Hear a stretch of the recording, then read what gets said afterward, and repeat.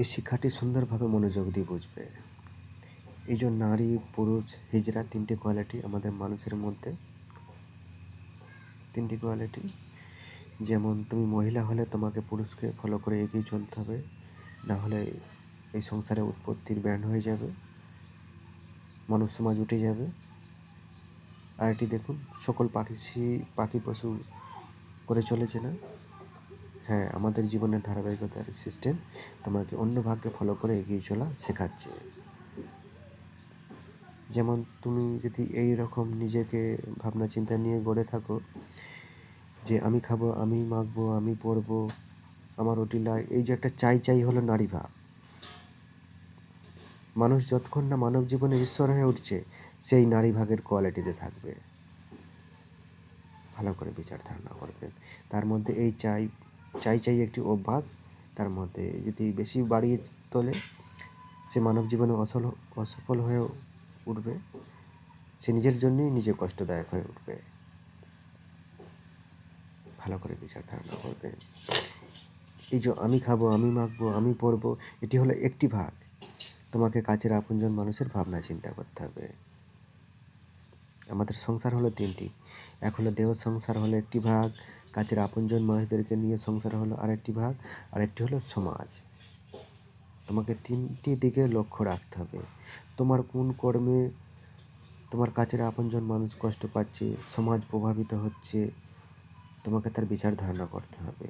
তোমার কর্মে তুমি যখন সুন্দরভাবে বিচার ধারণা করবে, তোমার প্রকৃত জীবনের ধারাবাহিকতার হিসাবে, এটি হলো আমাদের প্রকৃত জীবনের ধারাবাহিকতার হিসাব। এই গণিতের হিসেবে সারা সৃষ্টি চলছে।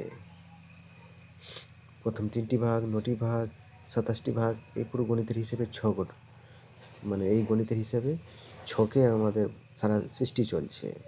এক হলো সৃষ্টি, সকলকে নিয়ে হলো সৃষ্টি। যে কোনো একটি জিনিসের বিষয় আসবে, যেমন মানুষের ক্ষেত্রে ভাগ আসলে মানুষের মধ্যে 3 রকম কোয়ালিটি। আবার ও থেকে 3 ভাগ করবে, 3 তিরিকে 9টি ভাগ আসবে। ভালো করে বিচার ধারণা করবে। তোমার জীবনের ধারাবাহিকতার সিস্টেম সুন্দরভাবে শেখাচ্ছে কীভাবে ভবিষ্যতের দিকে এগিয়ে চলবে। নিজের কর্মের ন্যায্য বিচার করুন। তুমি নিজেরই অজান্তে নিজেকে কষ্ট দিয়ে চলবে এবং কাছের আপনজন মানুষকে কষ্ট দিয়ে চলবে এবং সমাজের জন্য প্রভাবশালী হবে তোমার বিচার ধারণা। তার বিচার করুন। সারা সংসার হলো তোমার। নিউ লাইফ, তোমরা জাগো। এই বিচারটি দেখুন, যেমন আমাদের টোটাল জীবের একটি ভাগ, গাছপালার একটি ভাগ, আর জমিনের একটি ভাগ। এই পৃথিবীর দ্বীপের ওপরে ভালো করে বিচার ধারণা করবেন। পৃথিবীর দ্বীপের ওপরে সারা গাছপালার একটি ভাগ আর সারা জীবের একটি ভাগ, 3টি ভাগ। এই একটি ভাগের মধ্যে যদি আমরা রয়ে যাই, তা অন্যায় হবে। ভালো করে বিচার ধারণা করবেন। আমরা জীবেরা যদি নিজেদেরকে নিজেরা মেরে আহার করি, তা অন্যায় হবে। আমাদেরকে অন্য ভাগ্যে ফলো করে এগিয়ে চলতে হবে। এটি আমাদের জীবনের ধারাবাহিকতার সিস্টেম দেখাচ্ছে। তুমি যদি অন্য জীবকে ফলো করে এগিয়ে চলো, তা অন্যায় হবে। ভালো করে বিচার ধারণা করবেন। এর মধ্যে 3টে কোয়ালিটি আছে, শাকাহারী, মাংসাহারী আর সর্বহারী। একটি কুকুর সব রকম খায় না? হ্যাঁ, 3 রকম কোয়ালিটি আছে আহারের। তুমি যখন সঠিক বিচার ধারণা করবেন, তোমাকে দেখবে এই দিকে লক্ষ্য দেখাচ্ছে। একটি মানুষ যখন যদিও কেউ বিভ্রান্ত হয়ে যায়, সঠিক বিচার ধারণার সাথে ভবিষ্যতের দিকে এগিয়ে চলতে চায়, এই সিস্টেমটা আসবে। তোমাকে যে অন্য ভাগ্যে ফলো করে এগিয়ে চলতে হবে। নিজেদের মধ্যে নিজেরা আহার করলে অন্যায় হবে। যেমন একটি পুরুষকে যদি বিয়ে করে, ওই সময় কী বলতো, এই সমাজে উৎপত্তির ব্যান্ড হয়ে যাবে। অন্য ভাগ্যে ফলো করে এগিয়ে চলা শেখাচ্ছি। ঠিক তেমন তুমি যখন সুন্দর বিচার ধারণা করে এগিয়ে চলবে, তোমাকে এই ভাগ্যে ফলো করতে হবে, আমাদের পরের ভাগ্যে ফলো করতে হবে। জাগো তোমরা, নিউ লাইফ।